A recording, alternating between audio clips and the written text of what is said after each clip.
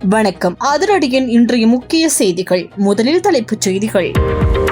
பிள்ளையானை விடாது துரத்தும் பழைய கர்ம வினைகள். சிறைக்குள் உணவு உண்ண முடியவில்லை, என்னுடைய தாயுடன் பேச விடுங்கள். நீதிமன்றில் முன்வைக்கப்பட்ட கோரிக்கைகள், விடுக்கப்பட்ட உத்தரவு.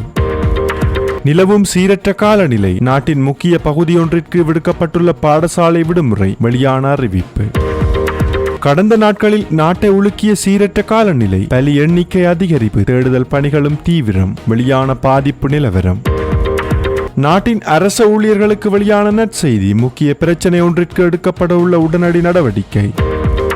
இன்றைக்கு வலிகாமம் வடக்குல பலாலியில தங்களுடைய சொந்த காணிகளை கேட்ட மக்கள்கிட்ட நாடாளுமன்றத்தில் திடீரென கொந்தளித்த அர்ச்சுனா எம்பி, மக்களின் காணிகளை உடனடியாக விடுவியுங்கள், முன்வைக்கப்பட்ட கோரிக்கை.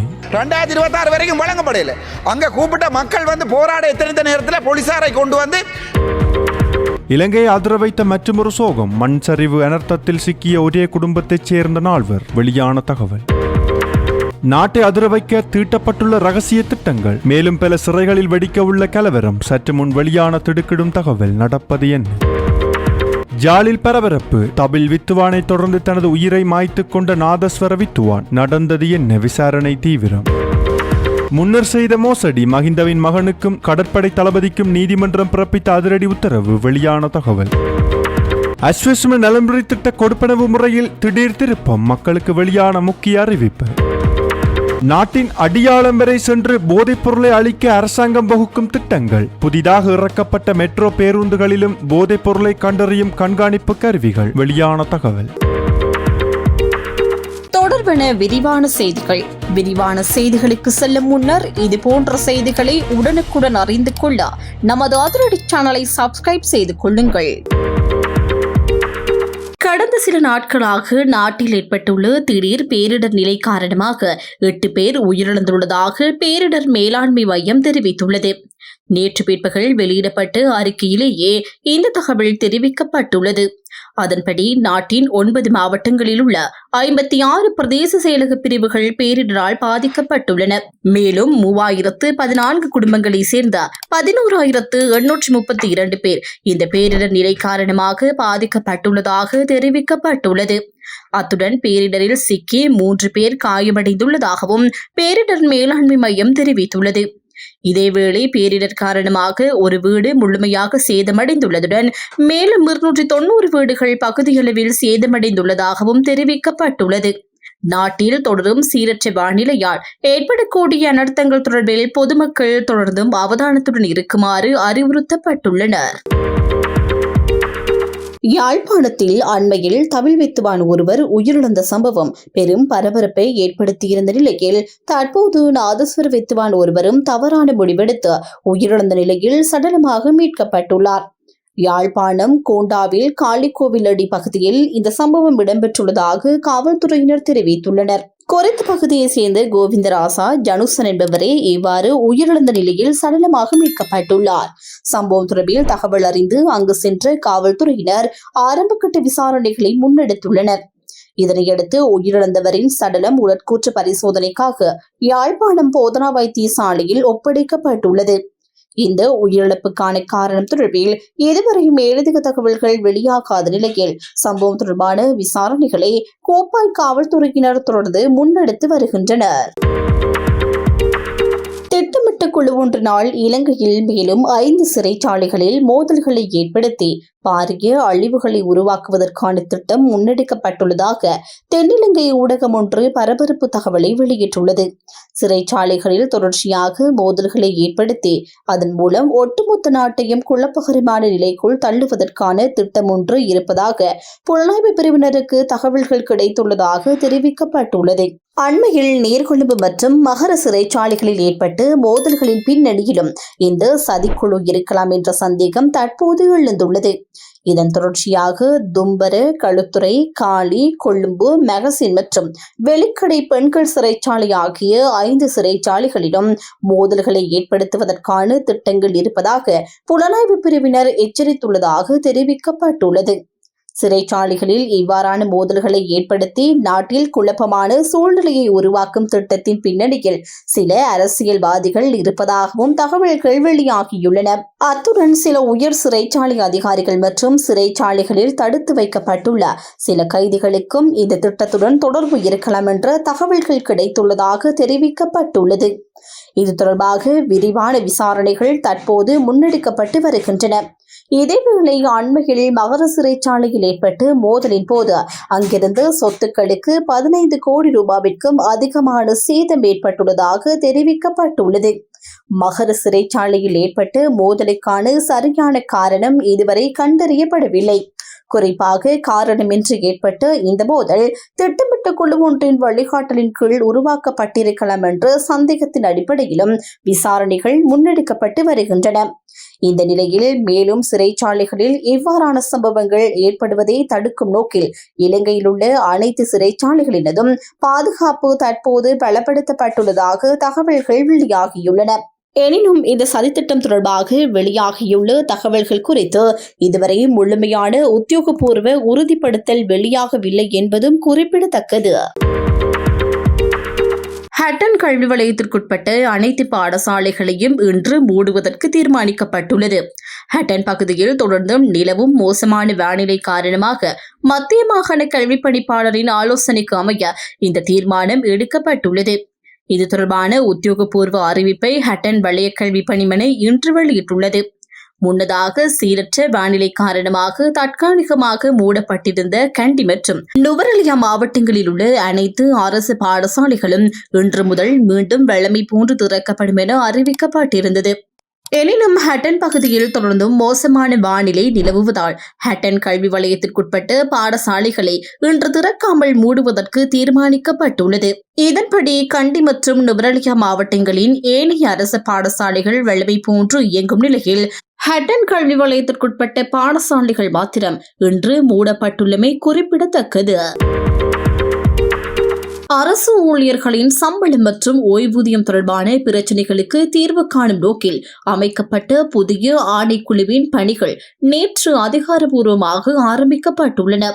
பொது நிர்வாகம், மாகாண சபைகள் மற்றும் உள்ளூராட்சி அமைச்சர் சந்தனா அபேரத்ன தலைமையில் ஆணைக்குழுவின் அலுவலகத்தில் இதற்கான பணிகள் தொடங்கி வைக்கப்பட்டன. 2026 ஆண்டுக்கான வரவு செலவு திட்டத்தில் ஜனாதிபதி அனுரகுமார் திசாநாயக்க முன்வைத்த யோசனைக்கு அமைய இந்த ஆணைக்குழு நிறுவப்பட்டுள்ளது. இதற்கான அறிவிப்பு 2026 ஆண்டு ஜூன் மாதம் 22ஆம் தேதி வெளியிடப்பட்ட 2494 5ஆம் இலக்க விசேட வர்த்தமானி அறிவித்தல் மூலம் வெளியிடப்பட்டது. ஓய்வு பெற்ற அமைச்சின் செயலாளர் அசோக் பீரிஸ் இந்த ஆணைக்குழுவின் தலைவராகவும் நாளுக்கு திசாநாயக்க செயலாளராகவும் நியமிக்கப்பட்டுள்ளனர். மொத்தமாக 15 உறுப்பினர்களை கொண்ட இந்த ஆணைக்குழுவிற்கு பல முக்கிய பொறுப்புகள் வழங்கப்பட்டுள்ளன. குறிப்பாக அரசு ஊழியர்களின் சம்பளம் மற்றும் ஓய்வூதியம் தொடர்பில் தற்போது காணப்படும் பிரச்சினைகளுக்கு தீர்வு காண்பது இதன் முக்கிய பணியாகும். அத்துடன் அரசு ஊழியர்களின் தொழில்முறை திறனை மேம்படுத்துவதற்கான நடவடிக்கைகளை ஆராய்வதும் ஆணைக்குழுவின் பொறுப்புகளில் ஒன்றாகும். மேலும் புதிய தொழில்நுட்ப வளர்ச்சி மற்றும் உலகளாவிய மாற்றங்களுக்கு ஏற்ப இலங்கையின் பொது சேவையை எவ்வாறு கட்டமைப்பு ரீதியாக சீர்திருத்தலாம் என்பது தொடர்பான பரிந்துரைகளையும் இந்த ஆணைக்குழு அரசாங்கத்திற்கு வழங்க உள்ளது. இலங்கையில் நிலவும் சீரற்ற வானிலை காரணமாக ஏற்பட்ட மண் சரிவு அனர்த்தத்தில் ஒரே குடும்பத்தை சேர்ந்து 4 பேர் உயிரிழந்துள்ளனர். ஹட்டன் இடிகத்தேன புல்பெட்டிய பகுதியில் வீடொன்றின் மீது மண்மேடு சரிந்து விழுந்ததில் வீட்டுக்குள் இருந்த 4 பேரும் மண்ணில் புதையுண்டு உயிரிழந்துள்ளனர். மீட்பு பணிகளின் போது 4 பேரின் சடலங்களும் மீட்கப்பட்டுள்ளதாக காவல்துறையினர் தெரிவித்துள்ளனர். உயிரிழந்தவர்களில் 2 மாத்தளையிலிருந்து சுற்றுலாவுக்காக வந்திருந்தவர்கள் என்றும் ஏனைய 2 குறித்த வீட்டில் வசித்து வந்தவர்கள் என்றும் தெரிவிக்கப்பட்டுள்ளது. உயிரிழந்த 4 பேரும் ஒரே குடும்பத்தை சேர்ந்தவர்கள் என்பது உறுதிப்படுத்தப்பட்டுள்ளது. தாய் குசும் ரத்நாயக்க, மூத்த சகோதரி ஷியாமா குமுதுனி ரத்நாயக்க, இளைய சகோதரி மகேஷ் குமுதுனி ரத்நாயக்க மற்றும் மகன் மகின்ச தினேஷ் ரத்நாயக்க ஆகியோரே இந்த அனர்த்தத்தில் உயிரிழந்துள்ளனர். இதேவேளை மல்லையக பகுதியில் திடீரென பெய்து வரும் பலத்த மழை காரணமாக பல இடங்களில் வெள்ளப்பெருக்கு மற்றும் மண் சரிவு அபாயம் ஏற்பட்டுள்ளதால் மக்களின் இயல்பு வாழ்க்கையும் கடுமையாக பாதிக்கப்பட்டுள்ளது. இந்த அனர்த்த நிலைமை காரணமாக 2000க்கும் மேற்பட்ட மக்கள் பாதிக்கப்பட்டுள்ளதுடன் பாதிக்கப்பட்டவர்களில் பலர் தற்காலிக பாதுகாப்பு முகாம்களில் தங்க வைக்கப்பட்டுள்ளதாக இடர் முகாமைத்துவ மத்திய நிலையம் தெரிவித்துள்ளது. மெட்ரோ பேருந்துகளில் பயணிகளின் பாதுகாப்பை மேலும் உறுதிப்படுத்தும் நோக்கில் போதைப் பொருள் பயன்பாட்டை கண்டறியும் உணரி கருவிகளுடன் கூடிய புதிய தொழில்நுட்பத்தை லங்கா மெட்ரோ போக்குவரத்து நிறுவனம் அறிமுகப்படுத்தியுள்ளது. இந்த நவீன தொழில்நுட்பத்தின் மூலம் பேருந்து சாரதிகளின் வாகனம் ஓட்டும் திறன் மற்றும் கவனத்தை பாதிக்கக்கூடிய போதைப் பொருள் பயன்பாடு அல்லது ஏனைய பாதகமான நிலைமைகளை தானாகவே கண்டறிய முடியும் என தெரிவிக்கப்பட்டுள்ளது. இதன் மூலம் பயணிகள் போக்குவரத்தின் போது ஏற்படக்கூடிய விபத்துக்களை முன்கூட்டியே தடுப்பதுடன் பயணிகளுக்கு மேலதிக பாதுகாப்பையும் வழங்க முடியும் என அந்த நிறுவனம் தெரிவித்துள்ளது. உயர்ந்த பாதுகாப்பு தரங்களையும் நவீன தொழில்நுட்ப வசதிகளையும் ஒன்றிணைத்து அனைத்து பயணிகளுக்கும் பாதுகாப்பான பொது போக்குவரத்து சேவையை வழங்குவதற்காக இந்த நடவடிக்கை மேற்கொள்ளப்பட்டுள்ளதாக தெரிவிக்கப்பட்டுள்ளது. அத்துடன் சாரதிகளின் உயர்ந்த தொழில்முறை தரத்தை தொடர்ந்தும் பேணுவதன் மூலம் நாட்டிற்கு முன்மாதிரியான மற்றும் பாதுகாப்பான பொது போக்குவரத்து சேவையை வழங்குவதே இதன் முக்கிய நோக்கம் என லங்கா மெட்ரோ போக்குவரத்து நிறுவனம் தெரிவித்துள்ளது. பயங்கரவாத தடுப்பு சட்டத்தின் கீழ் கைது செய்யப்பட்டுள்ள பிள்ளையான் என அழைக்கப்படும் முன்னாள் ராஜாங்க அமைச்சர் சிவனேசன் துரை சந்திரகாந்தனை எதிர்வரும் ஆகஸ்ட் 12ஆம் தேதி வரை தொடர்ந்தும் விளக்கமறியலில் வைக்க மட்டக்களப்பு நீதவான் நீதிமன்றம் உத்தரவிட்டுள்ளது. மட்டக்களப்பு நீதவான் தர்ஷினி முன்னிலையில் நேற்று காணொலி ஊடாக வழக்கு விசாரணைக்கு எடுத்துக் கொள்ளப்பட்ட போதே இந்த உத்தரவு பிறப்பிக்கப்பட்டது. 2008ஆம் ஆண்டு மட்டக்களப்பு மாவட்டத்தின் பல்வேறு பகுதிகளில் இடம்பெற்ற 5 கொலை சம்பவங்கள் தொடர்பாக பிள்ளையான் உள்ளிட்ட சந்தேக நபர்களுக்கு எதிராக குற்றப்புலனாய்வு திணைக்களம் வழக்கு தாக்கல் செய்துள்ளது. இந்த வழக்கில் பிள்ளையான் 3வது சந்தேக நபராக பெயரிடப்பட்டுள்ளார். 2008ஆம் ஆண்டு கல்லடி பகுதியில் காவல்துறை உத்தியோகஸ்தர் ஒருவர் உட்பட 2 சுட்டுக் கொல்லப்பட்ட சம்பவம், காத்தான்குடியில் தமிழ் மக்கள் விடுதலை புலிகள் கட்சியின் உறுப்பினர் ஒருவர் உட்பட 2 சுட்டுக் கொல்லப்பட்ட சம்பவம் மற்றும் வவுணதீவு பகுதியைச் சேர்ந்த வர்த்தகர் ஒருவர் கடத்தப்பட்டு கொலை செய்யப்பட்ட சம்பவம் உள்ளிட்டவை தொடர்பில் விசாரணைகள் முன்னெடுக்கப்பட்டு வருகின்றன. பிள்ளையான் கடந்த 2025ஆம் ஆண்டு ஏப்ரல் மாதம் பயங்கரவாத தடுப்பு சட்டத்தின் கீழ் கைது செய்யப்பட்டார். அதனைத் தொடர்ந்து 2025ஆம் ஆண்டு நவம்பர் மாதம் காத்தான்குடியை சேர்ந்த ராணுவ புலனாய்வு பிரிவின் தகவலாளிகளான முகமது ஷிஃபான் மற்றும் முகமது ஷகீத் ஆகியோரும் குற்றப்புலனாய்வு திணைக்களத்தினரால் கைது செய்யப்பட்டனர். இந்த 5 கொலை சம்பவங்களுடன் தொடர்பு இருப்பதாக கூறி பிள்ளையான் உள்ளிட்ட 4 எதிராக கடந்த ஜூன் மாதம் 17ஆம் தேதி மட்டக்களப்பு நீதவான் நீதிமன்றத்தில் வழக்கு தாக்கல் செய்யப்பட்டது.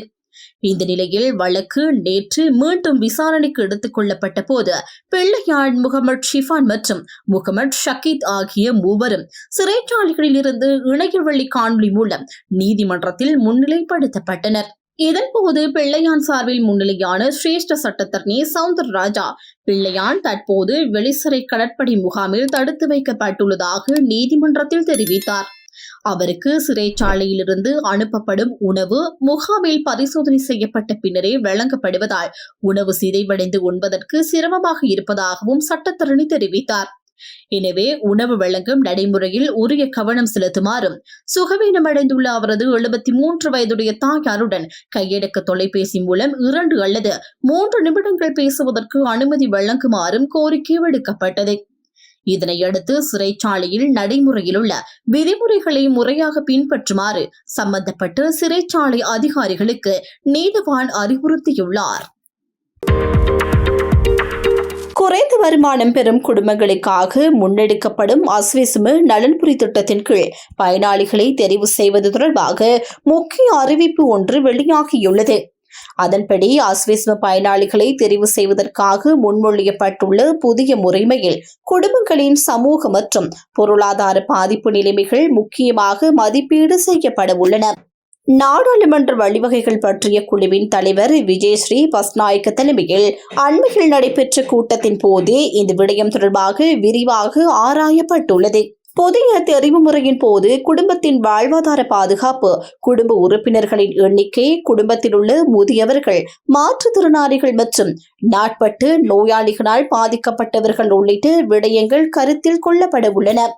அத்துடன் குடும்பத்தின் இருப்பிட வசதி, அடிப்படை சேவைகளை பெற்றுக்கொள்வதற்கான வாய்ப்புகள் மற்றும் குடும்பத்தின் கடன் சுமை உள்ளிட்ட சமூக மற்றும் பொருளாதார காரணிகளும் பயனாளிகளை தெரிவு செய்யும் போது கருத்தில் கொள்ளப்பட உள்ளன. தற்போது நடைமுறையில் உள்ள பயனாளிகள் தெரிவு முறையில் காணப்படும் குறைபாடுகளை நிவர்த்தி செய்யும் வகையில் ஏற்கனவே பயன்படுத்தப்பட்டு வரும் அளவுகோல்களை மறுபரிசீலனை செய்யுமாறு நாடாளுமன்ற குழு அதிகாரிகளுக்கு அறிவுறுத்தியுள்ளது.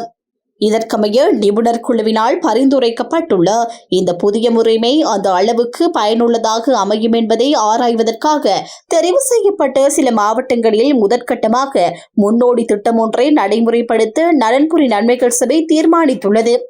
இந்த புதிய சமூக மற்றும் பொருளாதார மதிப்பீட்டு முறை தொடர்பான கலந்துரையாடலை தொடர்ந்து தெரிவு செய்யப்பட்ட மாவட்டங்களில் முன்னோடி திட்டத்தை முன்னெடுப்பதற்கு நாடாளுமன்ற வழிவகைகள் பற்றிய குழுவும் அனுமதி வழங்கியுள்ளமை குறிப்பிடத்தக்கது.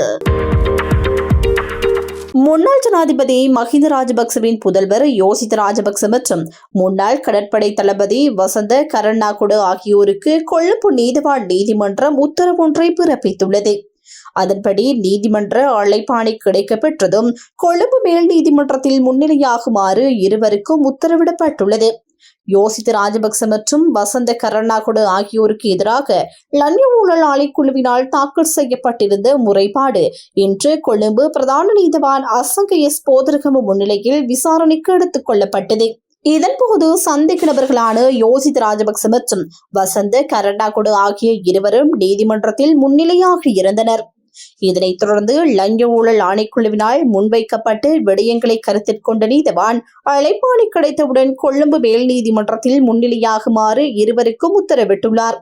இதேவேளை யோசித்த ராஜபக்ச மற்றும் வசந்த கரண்ணாகுட ஆகியோருக்கு எதிராக லஞ்ச ஊழல் ஆணைக்குழுவினால் கொழும்பு மேல் நீதிமன்றத்தில் நேற்று 8 குற்றச்சாட்டுக்களை கொண்ட குற்றப்பத்திரிகை தாக்கல் செய்யப்பட்டுள்ளது. வசந்த கரண்ணாகுட கடற்படை தளபதியாக பணியாற்றிய 2006 ஆண்டு செப்டம்பர் 1 முதல் 2007 ஆண்டு ஜூன் 8 வரையான காலப்பகுதியில் இடம்பெற்றதாக கூறப்படும் சம்பவங்களை அடிப்படையாக கொண்டே இந்த குற்றச்சாட்டுக்கள் முன்வைக்கப்பட்டுள்ளன. குறிப்பாக யோசித் ராஜபக்சவுக்கு பிரித்தானியாவில் உள்ள அரசு கடற்படை கல்லூரியில் பயிற்சி பெறுவதற்கான வசதிகளை முறையற்ற விதத்தில் ஏற்படுத்தி கொடுத்து அரசாங்கத்திற்கு நிதி இழப்பை ஏற்படுத்தியதாக வசந்த கரண்ணாகுட மீது குற்றம் சாட்டப்பட்டுள்ளது. மேலும் குறித்த பயிற்சியில் பங்கேற்பதற்கு தேவையான தகுதிகள் யோசித் ராஜபக்சவுக்கு இல்லாத நிலையிலும் உரிய நடைமுறைகளை மீறி அரசு நிதியில் இந்த பயிற்சி வாய்ப்பு பெற்றுக் கொடுக்கப்பட்டதாக லஞ்ச ஊழல் ஆணைக்குழு குற்றம் சாட்டியுள்ளது. இந்த குற்றச்சாட்டுகளின் அடிப்படையில் கொழும்பு மேல் நீதிமன்றத்தில் குற்றப்பத்திரிகை தாக்கல் செய்யப்பட்டுள்ள நிலையில் அங்கிருந்து அழைப்பாணை கிடைத்ததும் நீதிமன்றத்தில் முன்னிலையாகுமாறு யோசித்த ராஜபக்ச மற்றும் வசந்த கரண்ணாகுட ஆகியோருக்கு உத்தரவிடப்பட்டுள்ளமை குறிப்பிடத்தக்கது. வீடுகள் இல்லாதவர்களுக்கு வீடுகள் வழங்கப்படுகிறது தொடர்பாக ஒரு சிறப்பு ஒத்திவைப்பு வேலை பிரேரணையை கொண்டு வந்த எங்களுடைய பாராளுமன்ற உறுப்பினர், அரசாங்க பாராளுமன்ற உறுப்பினர் அவர்களுக்கு நன்றி. நீங்கள் இந்த பிரேரணையை இன்றைக்கு பாராளுமன்றம் கொண்டு வந்திருக்கின்ற இதே நாளில் இன்றைய தினம் தெல்லிப்பளை பிரதேச செயலகத்தில் தங்களுடைய சொந்த காணிகளை கேட்ட மக்களை போலீசாரை கொண்டு இன்றைய தினம் அடித்து வெளியேற்றி இருக்கிறார்கள். அரசாங்க அதிபர் உட்பட உங்களுடைய என்பிபியினுடைய பிரஜாசக்தி என்று சொல்லப்படுகின்ற இந்த கூட்டங்கள் சேர்ந்து இதே நீங்கள் இன்றைக்கு வந்து ஒத்திவைப்பு பிரேரணையை பாராளுமன்றத்தில் கொண்டு வந்திருக்கிறீர்கள்.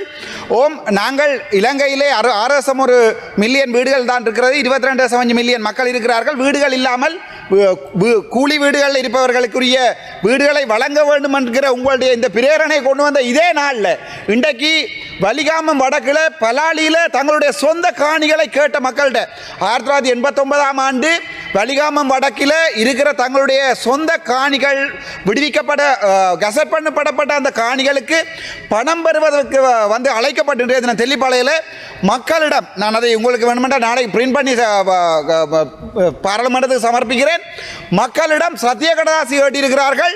உங்களுடைய வீட்டை இந்த பணம் எந்த பணம் என்று எவ்வளவு பெறுமதி என்று கூட குறிப்பிடப்படாமல் அவர்களுக்கு உங்களுடைய காணிகளை தருவதற்கு சம்மதம் என்ற சத்திய கடதாசியை மொட்டை கடிதம் ஒன்றை எழுதி வேண்டுவதற்கு உங்களுடைய அரசாங்கம் இன்றைய தினம் எத்தனித்துக் கொண்டிருக்கிற நேரத்தில் பாராளுமன்றத்தில் மக்களை ஏமாற்றுவதற்காக வீடில்லாத மக்களுக்கு நாங்கள் வீடுகளை வழங்கப் போகிறோம் என்கிற இந்த ஒத்திவைப்பு வேலை பிரேரணையை நினைக்கின்ற போது எனக்கு சில நேரத்தில் என்ன தோணுகிறது, உங்களுக்கு வடக்கு மாகாணம் என்கிற ஒன்று இருக்கா இல்லையா தெரியா? அங்கே வலாலியிலே மக்கள் ஏற்கனவே 89ஆம் ஆண்டு 400 சொச்ச குடும்பங்களுக்கு 89ஆம் ஆண்டு அங்கே அந்த காணிகள் பறிக்கப்பட்டிருக்கிறது. அவர்களுடைய பணம் இன்று வரைக்கும் 2026 வரைக்கும் வழங்கப்படலை.